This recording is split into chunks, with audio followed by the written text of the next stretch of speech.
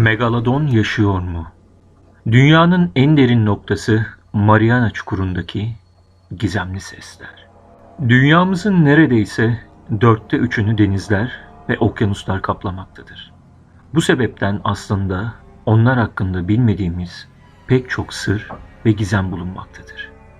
Dünyamız 4,5 milyar yaşında ama hala evriliyor. Kıtalar hareket edip yer değiştirdikçe, volkanlar patladıkça ve depremler oldukça yerkürenin yüzey şekillerinde de değişimler olmaya devam ediyor. 1872 yılında tesadüf eseri keşfedilen Mariana Çukuru da 100 yıldan fazla bir süredir bilim insanlarının dünyanın oluşumuyla ilgili sorularına cevap vermeye çalışıyor. Mariana Çukuru dünya üzerinde bilinen en derin noktadır.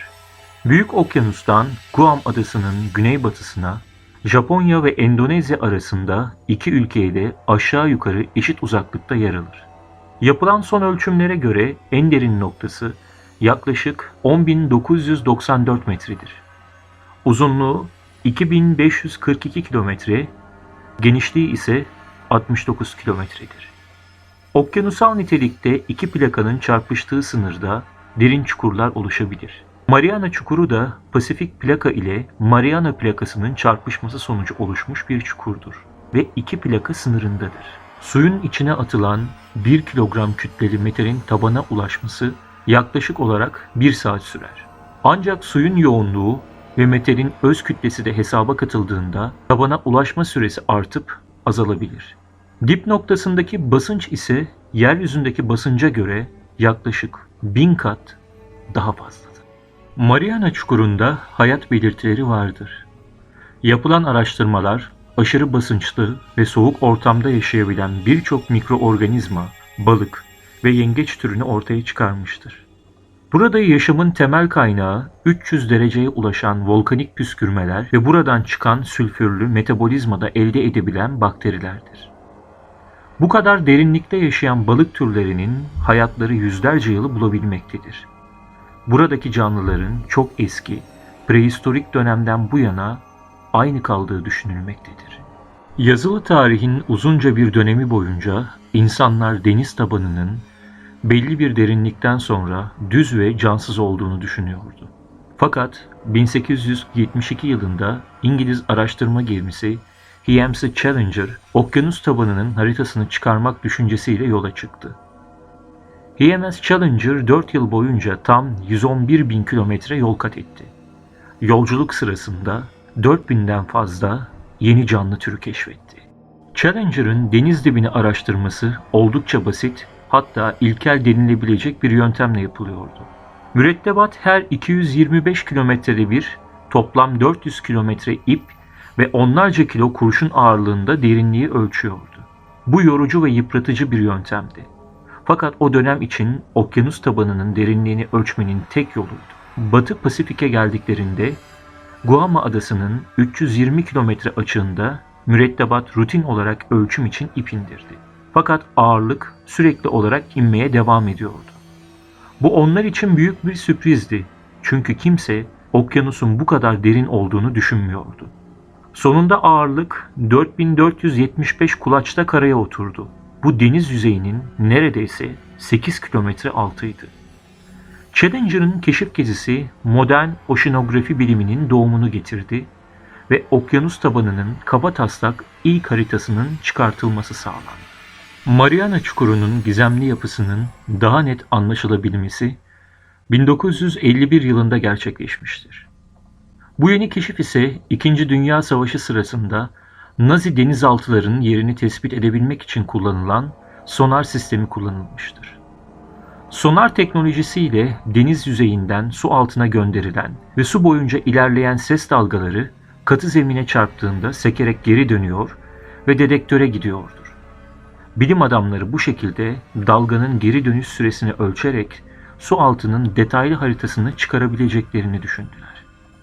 Bu düşünceyle yola çıkan İngiliz donanmasına ait bir araştırma gemisi, Challenger tarafından bulunan Mariana Çukuru'nda araştırma yapmak için bölgeye gitti.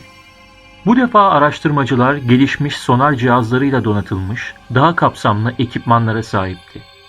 Araştırma sonucunda 10.994 metre derinliği olan Mariana Çukuru'nun bir delik değil, 2542 kilometre uzunluğunda ve 69 kilometre genişliğine sahip olan dev bir hendeğin sadece bir parçası olduğu öğrenildi.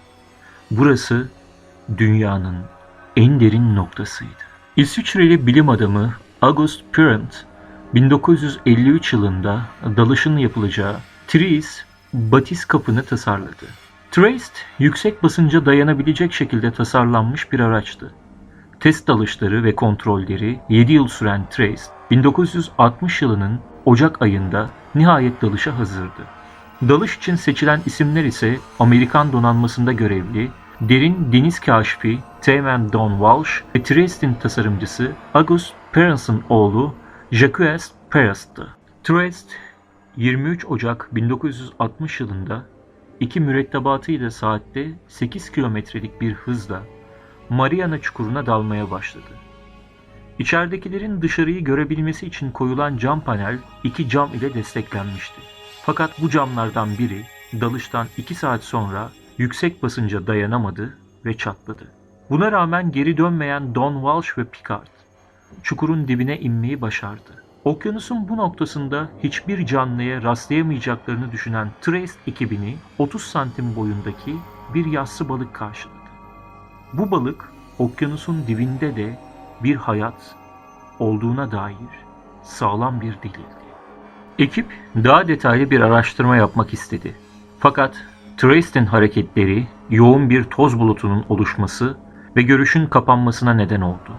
Bu yüzden araştırmaya son vererek toplam 9 saat süren tehlikeli dalışın ardından yüzeye çıktılar. Bu dalış aynı zamanda bir dünya rekoruydu. Dalış her ne kadar başarıyla tamamlansa da çukurun nasıl olduğunu açıklayamamıştı. Bu sırrın gizemi ise 1970 yılında çözülecekti. 1977 yılında jeologlar denizlerin altında bulunan dağ sıralarını ve çevrelerini araştırdılar.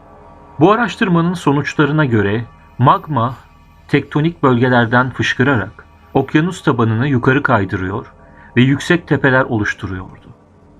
Magma her faaliyete geçtiğinde eski kabuk tepeden aşağı itiliyordu. Okyanus sırtında yeni bir kabuk oluşuyor ve dünya genişlemiyorsa eski kabuğun başka bir yerde yok olması gerekiyordu. Bu noktadan sonra tüm kanıtlar bir tek yeri işaret ediyordu. Mariana Çukuru. Magma yer altında yeni bir tabaka oluşturuyor. Bu tabakada kendisinden daha hafif olan diğer bir tabakanın altına kayıyor ve bu dev çukur oluşuyordu. Bunlar dışında yabancı seslerin araştırmacıları deniz tabanındaki Challenger'ın denizin bilinen en derin noktasında ilk defa kaydettikleri derin gürültüleri titizlikle inceleseler de tam olarak net bir cevap veremeyip bu sesin doğal bir olgudan mı kaynaklandığını yoksa devasa bir deniz canlısından mı geldiğini belirlemeye çalışıyor. Bu ihtimaller dahilinde birkaç canlının adı geçmekte. Bunlar bilinmeyen bir balina türü, keşfedilmemiş dev bir canlı ve son olarak da megalodon.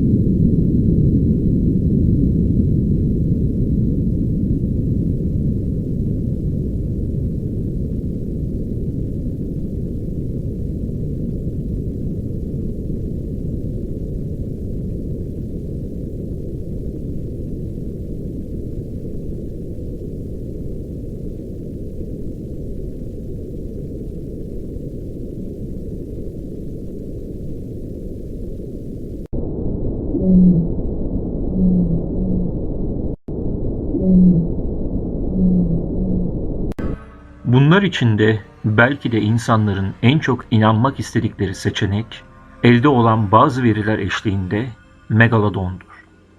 Peki megalodon nedir? Megalodon dinozor çağında yaşayan bir deniz hayvanıdır. Normal köpek balıklarından çok daha büyük olan bu canlının boyu 16 metreden başlayıp 32 metreyi bulmuştur. Hatta bazı efsanelere göre uzunluğu 100 metreye ulaşanlar bile varmış. Gelelim tezimize. Megalodon gerçekten günümüzde var mı? Olabilir. Megalodon gibi dev bir köpek balığının her şeyden sessiz, o çukurda yatabileceği hiç kimsenin aklına gelmez günümüzde.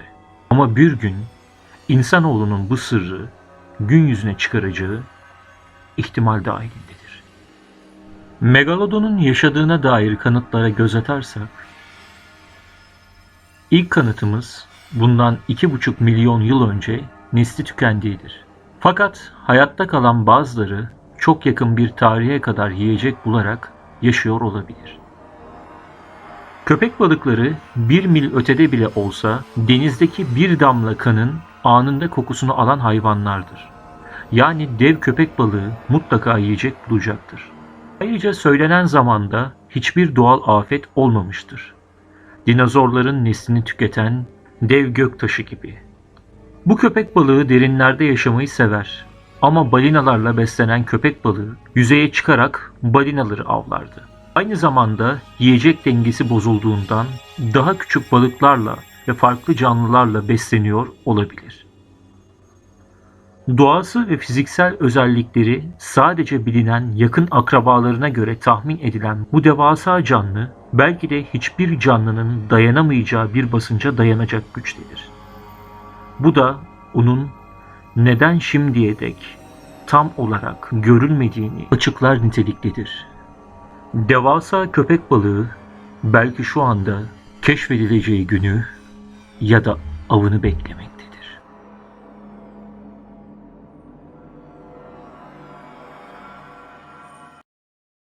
Videolarımızın devamı için kanalımıza abone olmayı unutmayın.